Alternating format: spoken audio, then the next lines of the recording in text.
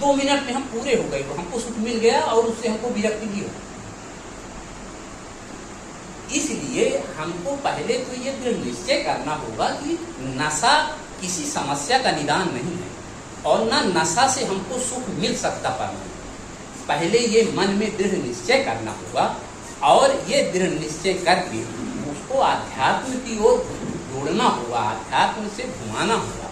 और जब उस जीवन में वो घुसेगा तो अपने आप उसकी प्रवृत्तियां नैतिक होंगी, उसके विचार अच्छे होंगे, उसकी इच्छा शक्ति दृढ़ होगी और वो अपने आप वो ये मन में विचार करने लगेगा कि ना ये गंदी चीज है और अपने आप छोड़ देगा। और जब तक वो खुद व्यक्ति ये तय नहीं करेगा इस दुनिया में, जब तक वो स्वयं ये तय नहीं करेगा कि ये बुरी चीज, तब तक आप लाख हजार उपाय का वैल्यू छोड़ नहीं सकता। तो उसका उपाय यही है कि सबसे पहले उसको आध्यात्म से जोड़िए, नैतिकता उसमें आए और वो अपने आप अंदर से उसके ये पैदा हो कि ना ये नशा बुरी चीज है, तो वो अपने आप छोड़ देगा। न लाठी चलाने की जरूरत है, न भाषण देने की जरूरत है, अपने आप अपने से छोड़ देगा। और बहुत सारे लोग इस तरह से छोड़े हैं और छोड़ते हैं।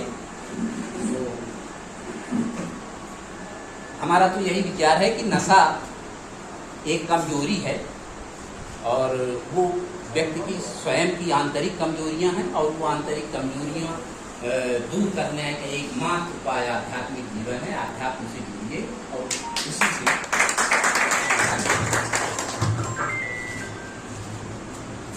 बहुत बहुत धन्यवाद आदरणीय पांडे जी। आपने आज ये सबक सिखा दिया कि नशा करना हमारे विवेक पर बात निर्भर करती है। मित्रों, मैं आज इस मंच के माध्यम से बताना चाहूंगा, एक सुख, एक नशा जो है दुनिया होड़ में लगी है। नीचे से लेकर के टॉप टू बॉटम तक प्राइम मिनिस्टर तक के दिमाग में एक बात बसी है कि हम कितना जल्दी सुख प्राप्त करें, कैसे सुख प्राप्त करें। लेकिन मैं बताना चाहूंगा कि सुख जो है, सुख कहीं बाजार में नहीं मिलता, सुख कहीं दुकान में नहीं मिलता, सुख कहीं जो है कोर्ट में नहीं मिलता। सुख प्राप्त करने के लिए पहला स्रोत है आपकी वाणी। आपके वाणी पर बात निर्भर करती है कि आप किस तरह से सुख प्राप्त करते हैं। वाणी ऐसी बोलिए मन का आप खोए और उनको शीतल करे आप शीतल हो। वाणी से अमृत बसे वाणी से होए, वाणी पर संयम वर्तन काहे विग्रह हो। सम्मानित साथियों,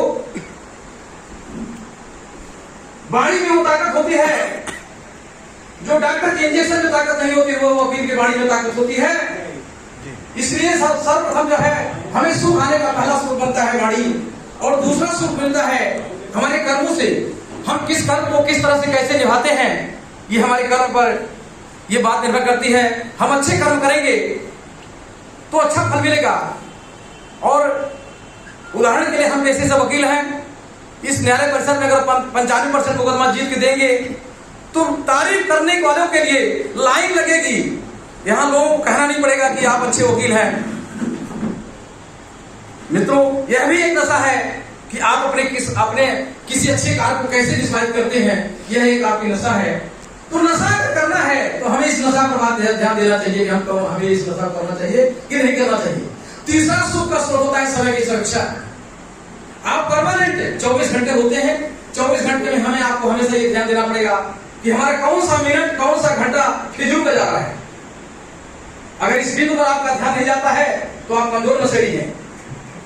मित्रों, और मैं इतना कहूंगा, मैं समझता हूं कि 60 साल से सब लोग हम लोग नीचे यहां पर बैठे हैं।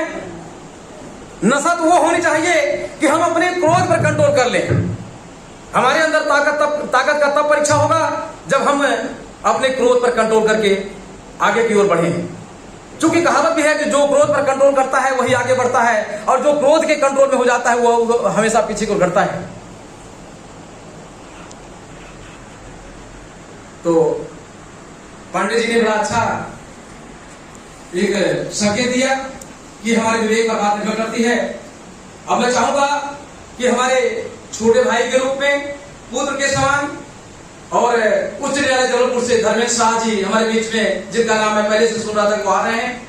और आप आए, पीछे बैठे हैं, मैं इस बात का खेद व्यक्त करता हूँ। आप आगे आए, कुर्सी आपके लिए सुरक्षित पड़ी हुई है बहुत पहले से। साथ ही सहयोग है कि आपके छोटे भाई यहाँ पर है, राम बहादुर कुशवाहा पहले से बैठे हुए हैं उच्च न्यायालय जबलपुर से। यह हम लोगों के सामने एक गर्व का विषय है कि आप दो अधिवक्ता उच्च न्यायालय जबलपुर से आए हैं। आप कुर्सी पर विराजमान हो, सुशोभित हो।